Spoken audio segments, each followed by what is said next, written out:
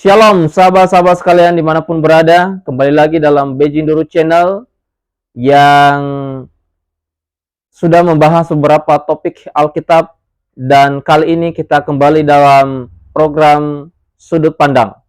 Namun sebelum kita lanjut, saya terus memohon bantuan daripada sahabat-sahabat sekalian untuk membantu channel ini agar terus berkembang dengan cara subscribe, like, komen, dan bagikan kepada orang lain.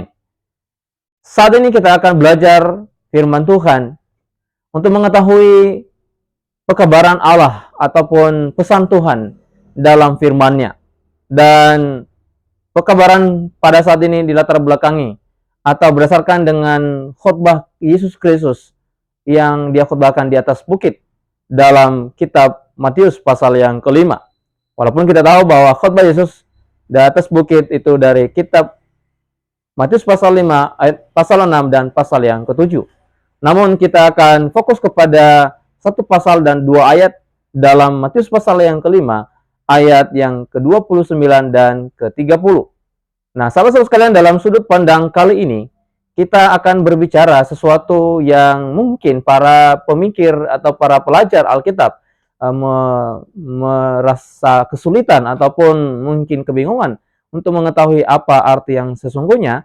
Tetapi mari kita membuka pikiran kita dan kita akan belajar tentang ayat ini agar kita memahami dan bisa juga kita aplikasikan dalam kehidupan kita sehari-hari agar kerohanian kita semakin baik dari hari ke hari. Sahabat-sahabat sekalian, dalam ayat ini dikatakan, Matius pasal yang kelima, ayat yang ke-29 pertama dan ayat 30 memiliki prinsip yang sama, cuman contohnya berbeda. Dikatakan ayat 29, jika matamu yang kanan menyesatkan engkau, cungkilah dan buanglah itu, karena lebih baik bagimu jika satu dari anggota tubuhmu binasa, daripada tubuhmu dengan utuh dicampakkan ke dalam neraka. Saudaraku sekalian, mendengar ayat ini adalah sesuatu yang menakutkan. Dan inilah yang saya katakan bahwa banyak para pelajar Alkitab berkata bahwa kalau kita berbuat dosa, kalau tangan saya ini berbuat dosa, melakukan sebuah kesalahan, kejahatan, maka lebih baik saya potong tangan saya ini dan saya buang tangan saya ini, tetapi tubuh saya yang lain tetap tinggal, tetap hidup. Dan itu nyatanya itu adalah bukti bahwa saya telah bertobat. Tetapi apakah pengertiannya seperti itu? Demikian juga ayat 30. Sahabat-sahabat sekalian, kita perhatikan, dikatakan demikian. Dan jika tanganmu yang kanan menyesatkan engkau, penggalah dan buanglah itu. Karena lebih baik bagimu jika satu dari anggota tubuhmu binasa daripada tubuhmu dengan utuh masuk neraka. Saya koreksi bahwa ayat 29 tadi adalah tentang mata, ayat 30 adalah tentang tangan. Tuhan katakan, atau Yesus katakan bahwa jika engkau melakukan sebuah kejahatan, melakukan kesalahan, melakukan dosa, pelanggaran, dan pelanggaran itu dilakukan oleh bagian-bagian daripada tubuhmu, ya, seolah-olah tubuh ini bisa melakukan dosa, seolah-olah tangan saya ini bisa melakukan dosa, seolah-olah mata saya ini bisa melakukan dosa, seolah-olah mulut saya ini bisa melakukan dosa. Mana lagi bagian tubuh yang lain yang bisa melakukan dosa? Telinga, lalu bagaimana dengan leher? Bagaimana dengan kepala? Bagaimana dengan rambut? Bagaimana dengan perut? Bagaimana dengan kaki dan seluruh tubuh, seluruh bagian daripada tubuh ini? Nah, saudaraku sekalian, perlu diketahui dalam sudut pandang kali ini bahwa Yesus memberikan sebuah pandangan, sebuah pemahaman, lalu dia memilih bagian tubuh, yaitu mata dan tangan, sebagai perwakilan daripada tubuh ini. Tetapi sesungguhnya dia tidak sedang berbicara tentang mata dan tangan. Sebab kalau hanya mata dan tangan, seolah-olah bagian tubuh yang lain tidak bisa melakukan dosa, tidak bisa melakukan sebuah tindakan yang salah dan melanggar perintah Tuhan. Sahabat sekalian, apa yang Yesus katakan, apa yang Yesus maksudkan di sini, kita baca baik-baik. Maka jika matamu yang kanan menyesatkan engkau, cungkilah dan buanglah itu, karena lebih baik bagimu jika satu dari anggota tubuhmu binasa daripada tubuhmu dengan utuh dicampakkan ke dalam neraka. Pertanyaan berikutnya adalah, apakah ketika kita bersalah atau mata saya ini bersalah atau tangan saya ini bersalah melakukan dosa atau pembunuhan atau pencurian contohnya, lalu saya potong, lalu kita ikuti kalimat ini, lebih baik sebagian dari tubuhmu tidak utuh, ya, saya baca, lebih baik bagimu jika satu dari anggota tubuhmu binasa, kata Tuhan, daripada engkau secara utuh dicampakkan ke dalam neraka. Apakah dalam neraka tubuh manusia hanya sebagian saja yang dibuang? Tidak, itu seutuhnya. Apakah sebagian juga tubuh kita ini hanya masuk surga? Tidak, seutuhnya akan masuk surga. Tentunya dengan tubuh yang sudah diperbaharui atau diubahkan oleh Yesus Kristus. Tetapi teman-teman, dalam sudut pandang kali ini, ayat ini berbicara tentang kejahatan yang kita buat, yang pada akhirnya atau setelah kita melakukan sebuah kejahatan itu akan ada akibat yang sangat mengerikan, akan ada balasan yang sangat mengerikan, bahwa dosa itu tidak ada maafnya untuk kita lakukan. Tidak ada alasan untuk kita melakukan dosa. Dan Tuhan katakan, ketika kita melakukan dosa, maka coba bayangkan jika engkau mencuri pakai tangan. Coba penggal tanganmu, coba potong tanganmu. Sanggupkah Anda menerima kenyataan itu? Tentu tidak. Ketika matamu salah melihat dan engkau mencongkel salah satu dari matamu, sanggupkah Anda mencongkel matamu oleh karena Anda berbuat salah? Tentu tidak. Yesus sedang berbicara tentang akibat yang mengerikan. Betapa ngerinya akibat daripada dosa itu adalah sama seperti ketika kita masih hidup. Tangan kita ini kita potong dalam keadaan sadar. Dan itu rasanya luar biasa. Dan secara alamiahnya kita tidak akan menerima tangan kita dipotong. Dan kita tidak akan sanggup mata kita congkel gara-gara kita berbuat dosa. Jadi sahabat sekalian, dalam sudut pandang kali ini, ayat-ayat ini juga dilatar belakangi dengan penjelasan Tuhan tentang berbuat dosa itu tidak hanya secara fisik. Tidak harus tangan ini menyentuh. Ya.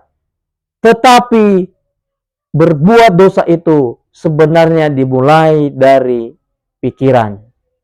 Kalau kita kembali mundur sedikit daripada ayat ini, dikatakan bahwa perzinahan, Yesus katakan tidak harus bersetubuh, tetapi melalui penglihatan dan pikiran mengolahnya, itu sudahlah dosa. Saudaraku yang kekasih dalam Yesus Kristus, biarlah kita paham bahwa apapun yang kita lakukan memiliki akibat yang sangat buruk, ngeri, dan menakutkan. Karena kalau kita artikan ayat ini, ketika kita berbuat salah lalu tangan kita dipotong, mata kita bersalah lalu dicongkel mata kita, oleh karena kita sembarangan untuk melihat sesuatu yang tidak diinginkan oleh Allah. Pertanyaan saya adalah, apakah ketika saya bersalah dan saya menyesal dan akhirnya tangan saya dipotong atau bagian dari tubuh saya ini dipotong dan dibuang, apakah itu tanda pertobatan? Ketika saya menggunakan mata saya ini untuk melihat sesuatu yang tidak benar, saya gunakan kepada hal yang tidak memuliakan Tuhan, lalu saya merasa bersalah, dan saya congkel mata saya ini, apakah itu tanda pertobatan? Apakah ketika saya cungkil mata saya potong tangan saya, itu menjamin saya tidak akan berbuat dosa lagi? Inilah pertanyaan-pertanyaan yang harus kita tanyakan dalam ayat ini. Jadi menurut sudut pandang saya, ini tidak berbicara tentang potong-memotong, cungkil-mencungkil. Allah sedang berbicara, Yesus sedang berbicara, bahwa ketika engkau melakukan dosa, akibatnya ngeri, akibatnya luar biasa. Jangan lakukan kejahatan. Jangan berbuat dosa. Jangan gunakan tubuhmu untuk melakukan kejahatan. Hal yang berikut yang perlu kita pahami adalah bahwa yang menggerakkan segala sesuatu dalam hidup kita ini bukan tangan saya, bukan mulut saya, bukan mata saya. Tetapi yang menggerakkan segala sesuatunya adalah pikiran. Nah, ketika tangan saya telah dipotong, atau dua-duanya saya kasih supaya dipotong karena saya sudah melakukan kejahatan, mata saya dicongkil dua-duanya dan saya ternyata masih hidup. Pertanyaannya adalah, apakah saya sudah pasti tidak melakukan dosa? Tidak. Masih ada, masih bisa melakukan dosa. Karena dosa itu digerakkan atau segala sesuatu digerakkan oleh apa? Oleh pikiran. Ketika saya masih bisa berpikir, maka saya memiliki pilihan atau peluang, kesempatan untuk bisa berbuat dosa. Kalau saya gunakan pikiran saya untuk berbuat dosa. Jadi tidaklah benar bahwa apa yang dikatakan Yesus di sini betul-betul kita potong tangan saya, kita cungkil mata kita. Tetapi kendalikanlah pikiranmu. Karena ketika kita berdosa, dan ketika orang itu seandainya dipotong tangannya, maka orang itu pun tidak berterima dia dipotong tangannya atau dicungkil matanya. Karena itu sesuatu yang mengerikan. Sesuatu yang menakutkan. Dan tidak ada seorang pun yang mau menerima hukuman atau balasan tersebut. Inilah yang saya pahami. Inilah sudut pandang saya yang saya berikan kepada pemirsa, kepada sahabat-sahabat saya dimanapun Anda berada. Oleh sebab itu, saya sudah katakan dari awal, tidak ada maaf untuk melakukan dosa. Tidak ada alasan maksud saya untuk kita melakukan dosa. Serahkan hidupmu kepada Tuhan. Serahkan pikiranmu kepada Tuhan. Maka seluruh anggota tubuhmu akan sejalan dengan pikiranmu. Seluruh anggota tubuhmu akan memuliakan Tuhan. Karena pikiranmu memuliakan Tuhan. Terima kasih oleh karena Anda telah menyaksikan penjelasan dari sudut pandang kali ini. Kiranya Tuhan menyertai sahabat-sahabat sekalian dimanapun berada. Tuhan Yesus memberkati. Amin.